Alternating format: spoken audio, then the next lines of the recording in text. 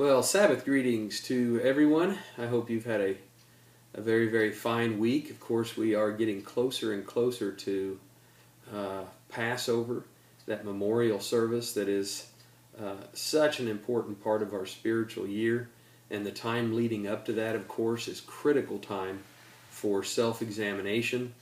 And so, again, I hope you've had a good week. I hope your preparation for the Spring Holy Days is going very well.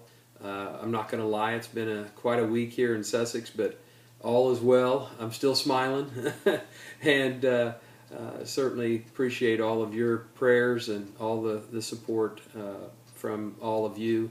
And I'm praying for you. I know there's a lot of trials going on around the area, and I'm praying for all of you and appreciate your prayers for me. But what a special and wonderful time of year this is. We can't help but have a little bit of, I don't know, if you take this time seriously, which we all do, we take it very seriously, then it does tend to be, can really tend to be a very intense time of year for all of us as we go through this process.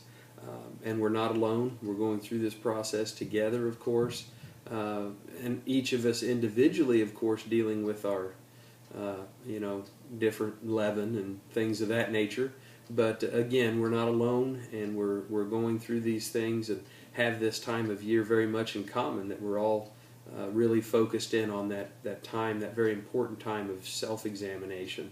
So again, I hope that's going well for you, and I hope that it's been a very positive, it should be a very positive endeavor.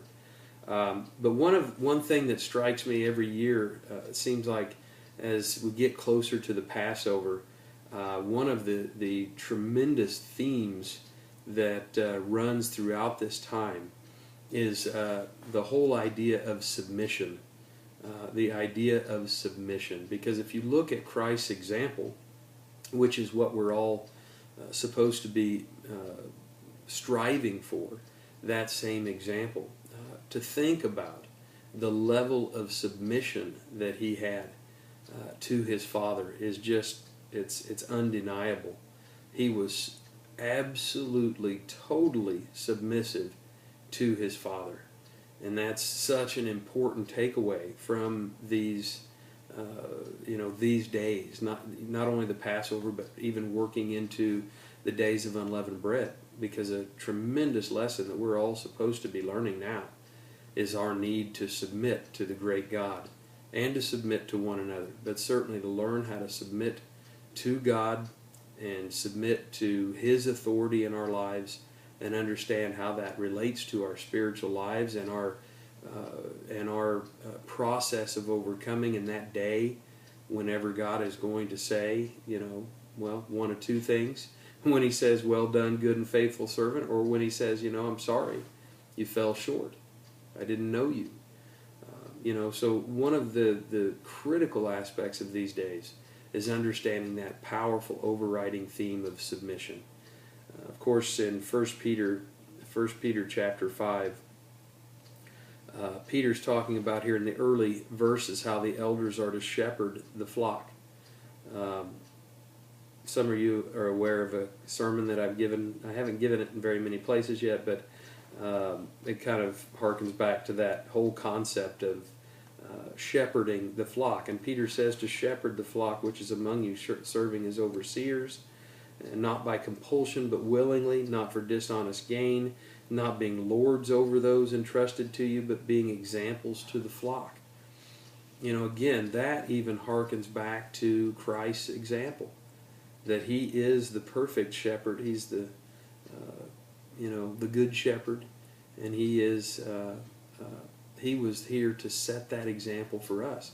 And so really what this is saying is just reflect more of Jesus Christ in everything we do, certainly as overseers, as elders, as shepherds in that sense, to take care of the flock in that way. And he says in verse 4, "And when the chief shepherd appears,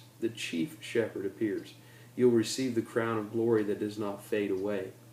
And he says, "Likewise, you younger people, submit yourselves to your elders. Yes, all of you, be submissive to one another, and be clothed with humility. For God resists the proud, but gives grace to the humble." So that is an important lesson we can all learn, that we are to be submissive to one another, that we've got to get rid of all the pride. And that's such a powerful human condition that we all have to shake free of.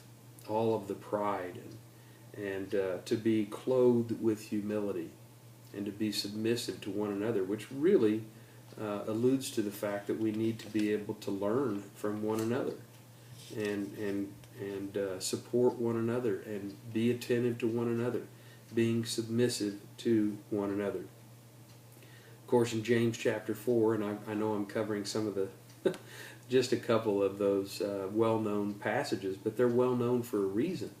We cover them a lot because they are so powerful in their implications for our spiritual lives. In James chapter 4 and verse 7, it says, "Therefore submit to God." Well, that's the key to everything. As we approach the Passover season, the days of unleavened bread, we submit to God. We submit ourselves to God. We reveal ourselves to God in a more powerful way going through this self-examination process. Resist the devil and he will flee from you.